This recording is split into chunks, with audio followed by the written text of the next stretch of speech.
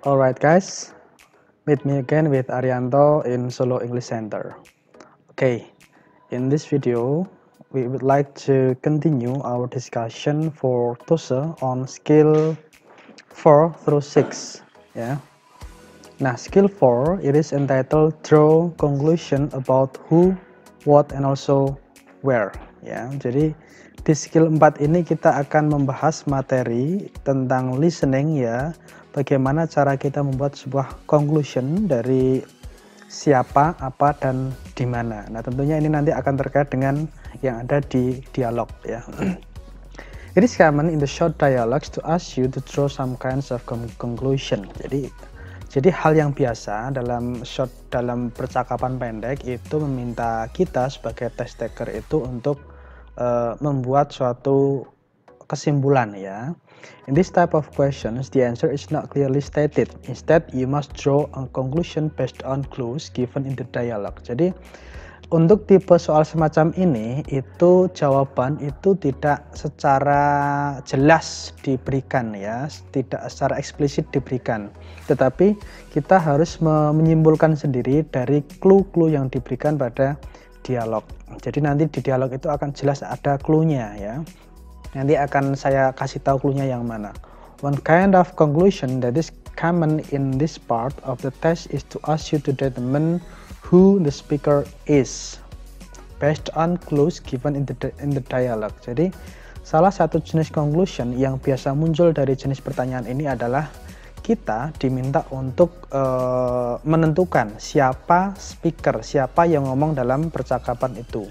Nah, dalam kita menentukan siapa yang ngomong, itu nanti harus kita dasarkan dari clue-clue yang diberikan pada dialog. Clue itu apa ya? Semacam sign, sinyal-sinyal, semacam tanda-tanda yang diberikan dalam dialog.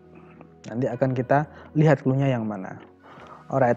Nah, ini cara menjawabnya ya. It is common for you to be asked to draw on the one of the following conclusion in the short dialogue. Ya, seperti yang saya katakan tadi, dalam tipe soal semacam ini nanti sudah biasa, sudah common untuk teman-teman itu sebagai test taker diminta untuk menyimpulkan tentang who is probably talking. Nah, nanti jenis pertanyaan seperti ini ya. Who is probably talking? Siapa yang kemungkinan besar ngomong di situ? Kemungkinan ya, karena tidak ada kepastian yang jelas. Teman-teman hanya menjawab dari clue yang ada.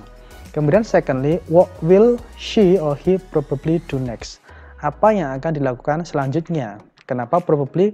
Karena memang itu adalah sebuah guessing. Guessing teman-teman dari sebuah clue yang diberikan dari dialog. And last, where does the dialogue probably take place? Di mana dialog itu kemungkinan besar terjadi. Kenapa ketikanya pakai probably? Karena di sana tidak ada 100% yakin, tidak ada, tetapi nanti teman-teman diminta untuk guessing berdasarkan clue yang telah diberikan. Jangan-jangan clue gue apa toh? Nah, kita lihat ya. Alright, di sini we are given example. Nanti yang muncul di buku teman-teman, buku tes hanyalah ABCD ini ya, only A, B, C, D, while the transcript will not appear in your book. So, I highly suggest you to familiar yourself with this kind of listening. Jadi nanti silahkan praktek terus-menerus. Kalau bisa, semakin lama teman-teman bisa menjawab dalam sekali pemutaran. Karena nanti kalau dalam tes tidak ada diputar 2 kali, diputarnya hanya 1 kali. Ya. There is a dialogue between two people, man and also woman. Biasanya begitu, tidak ada namanya ya. Woman ngomongnya begini, can you tell what assignment I missed when I was absent for your class? Bisakah kamu memberitahuku tugas apa yang saya lewatkan ketika saya tidak berangkat ke kelas? Ada man-nya menjawab, you miss one homework assignment and a quiz. Kamu melewatkan 1 tugas dan sebuah kuis, sebuah ulangan. Who is the man? Nah, kira-kira kalau orang yang ngomong kamu melewatkan 1 tugas dan kuis, kira-kira yang ngomong siapa? Apakah A newspaper editor? Apakah editor newspaper? Nah, saya kira enggak ya, karena ada tugas dan kuis. Apakah police officer? Apakah teacher? Apakah students? Nah, yang mana kira-kira? yang mungkin adalah teacher and students ya. Tetapi perlu kita lihat karena your class, maka tentunya bukan students karena students adalah sebuah siswa, seorang siswa di situ. Maka yang paling logik jawabannya adalah a teacher. Nah, saya akan berikan clue yang mana yang membuat kita menjawab teacher. Di sana clue-nya adalah ada assignment, ada homework, ada quiz. Yang ketiga kata itu hanya mungkin muncul dalam ranah pendidikan. Yang berkaitan dengan pendidikan adalah teacher and also students, tapi yang paling tepat adalah teacher. So the best answer is C. Okay, this is the first example. Now we move to the next example. Here we also have a dialogue between man and also woman. Woman asking, "Are you going into the water or are you just going to lie there on the sand?" Well, I think I need to put some sentence lotion.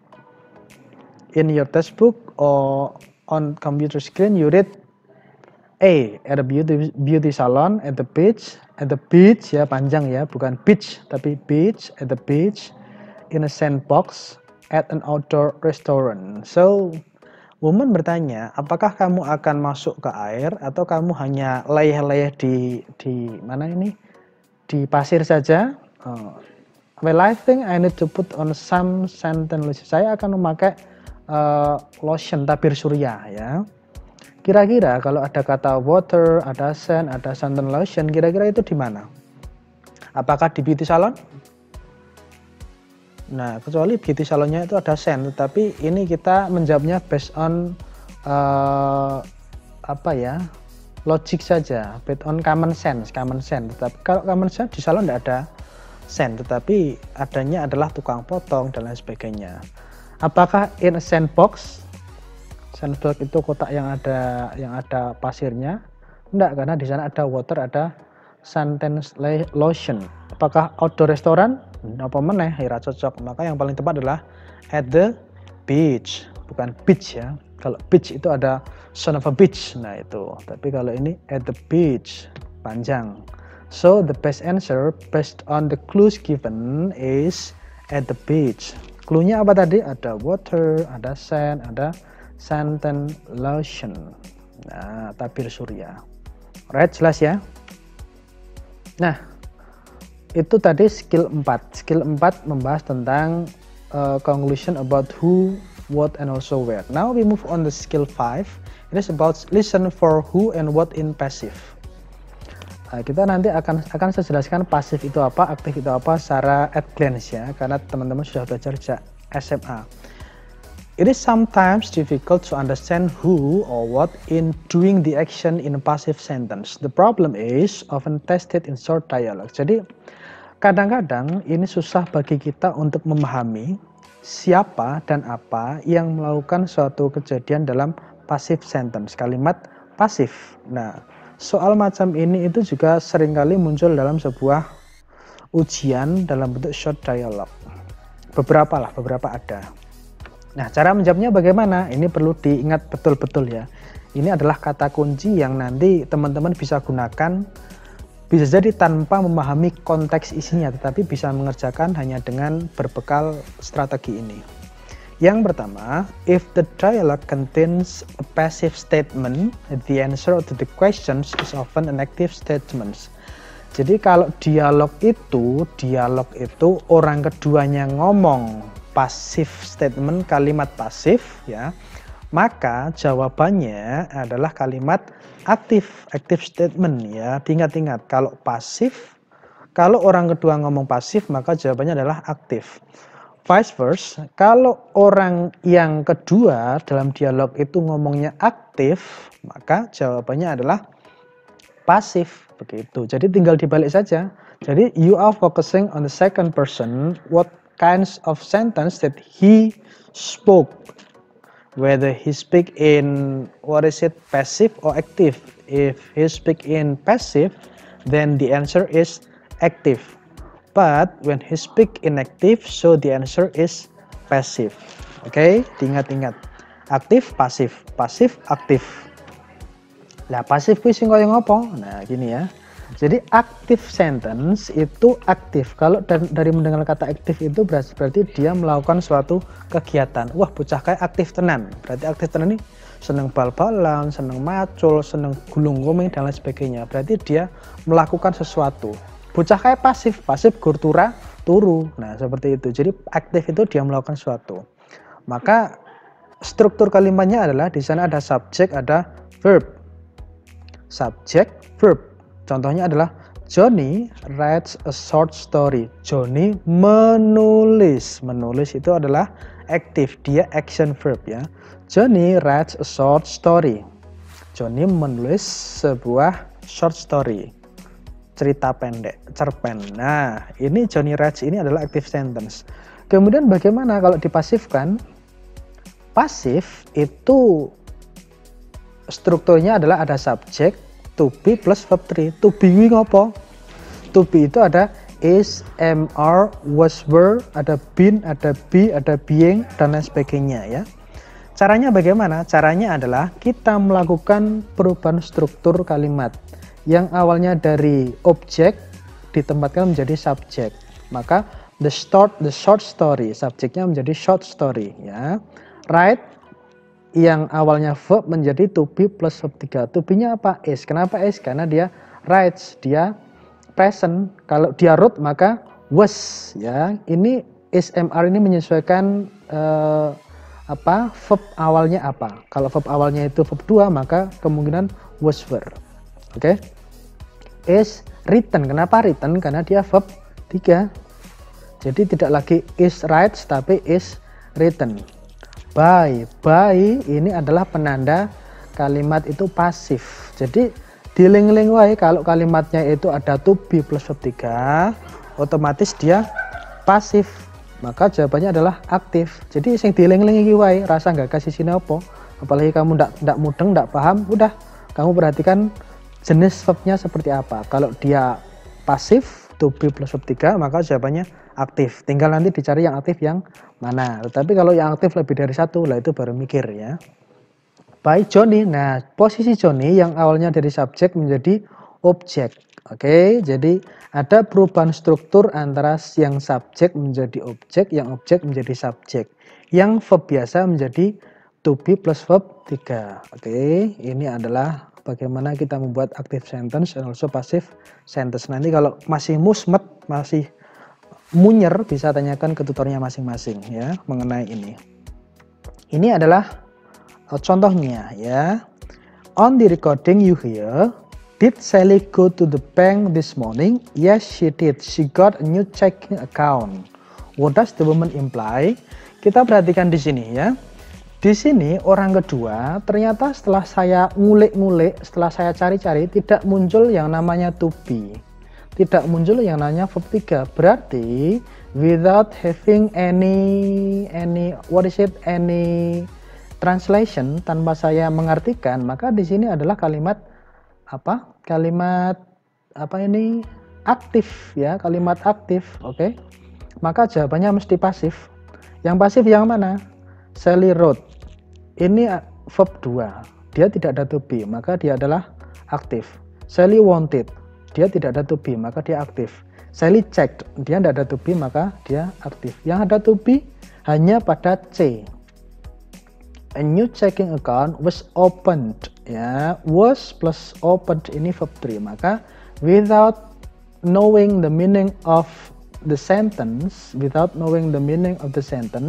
I can get the answer is C by relating the form of the sentence. Tanpa tahu artinya saya bisa menjawabnya karena saya memperhatikan bentuk kalimat yang disampaikan oleh orang kedua. Kemudian kita balik pada jawabannya. Oke, cetak ya. Maka di sini sekali lagi kalau pernyataan itu aktif maka jawabannya pasif. Kalau pernyataannya pasif maka jawabannya aktif. Alright. Kemudian the last skill for this video, skill 6, it is entitled listen for who and what with multiple nouns. Jadi kita harus hati-hati ketika bertemu dengan siapa dan apa dengan multiple noun, dengan noun yang lebih dari satu. Penjelasannya begini ya. When there is more than one noun in a sentence in the short dialogues, it is common for the answer to confuse which noun does what. Jadi nanti dalam short dialog itu akan ada masa di mana teman-teman itu tuh disajikan nounnya itu lebih dari satu ya. Ada dua orang di sana. Namanya Joko memakan tahu milik Sinta. Nah, kan ada Joko ada Sinta. Lah sing mangan kuwi sapa? Sing mangan kuwi Sinta apa Joko? Sing mangan Sinta. Oh keliru, yang makan adalah Joko. Yang dimakan apa? Yang dimakan adalah tahu. Tahune sapa? Tahune Sinta. Nah, this type of this type of dialogue sometimes give confusion to the test takers. Jadi teman-teman nanti harus hati-hati kalau menemukan tipe soal semacam ini. Ketika ada pelaku lebih dari satu, di sana ada noun lain, maka itu membingungkan. Cara menjawabnya bagaimana? Ya, when there are multiple nouns in a sentence, it is common for the answers to confuse which noun does what. Ini tidak ada strateginya juga, maka salah satunya cara adalah teman-teman pahami apa yang disampaikan oleh orang kedua, ya, oleh orang kedua. Jadi kita perhatikan misalnya Joko makan tahunya Sinta. Yang makan siapa? Joko. Yang dimakan apa? Tahu. Tahunya siapa? Sinta. Tetapi formatnya bukan dalam bahasa Indonesia sehingga lebih susah ya. Formatnya dalam bahasa Inggris. Oke, this is the example ya. Di buku teman-teman nanti hanya akan muncul multiple choices ini ya, dari A, B, C sampai D. Record skripnya tidak akan muncul, maka teman-teman harus extra focus to catch what is spoken by the second person here. Okay, men say that, do you know who is in the band now? I heard that Mara replaced Robert in the band. Nah, di sini ada dua nama, ada Mara, ada Robert. Yang dilakukan apa? Replace. Di mana? In the band. Apakah kamu tahu siapa anggota band sekarang? Saya krungu-krungu, listen. Setahu saya mendengar bahwa Mara itu replace itu apa ya? Mengganti Robert dalam band, menggantikan posisi Robert dalam band, begitu. What does the woman say about the band? Yang dikatakan tentang band itu apa? Robert become a new member of the band. Apakah Robert menjadi new member? Tidak. Siapa yang new member? Mara. Robert took Mara's place in the band. Robert mengambil posisi Mara di band. Begitu? Tidak. Yang mengambil siapa? Mara. Mara didn't have a place in the band. Mara tidak punya tempat di band. Apakah demikian? Tidak. Ternyata Mara mempunyai posisi di sana. Mara took Robert's place in the band. Mara mengambil posisi Robert di band. Apakah itu? Ya. Oke. Untuk tipe soal semacam ini tidak banyak strategi yang bisa disampaikan. Hanyalah teman-teman harus paham isinya. Beda dengan yang tadi yang penting aktif pasif aktif. Kalau ini harus paham ya, karena ada dua nama yang bisa jadi confusing. Alright, untuk ini silahkan nanti dipelajari yang lebih lanjut, fokusnya lebih tinggi, dan jangan lupa berdoa. Dan jangan lupa kalau ujian bawa baju yang ada beniknya ya, sehingga kalau teman-teman putus asa bisa ngitung benik di sini. Oke? Demikian penjelasan dari skill 4 sampai skill 6. Selanjutnya for the exercise, you may concern what is your instructor said ya. Thank you.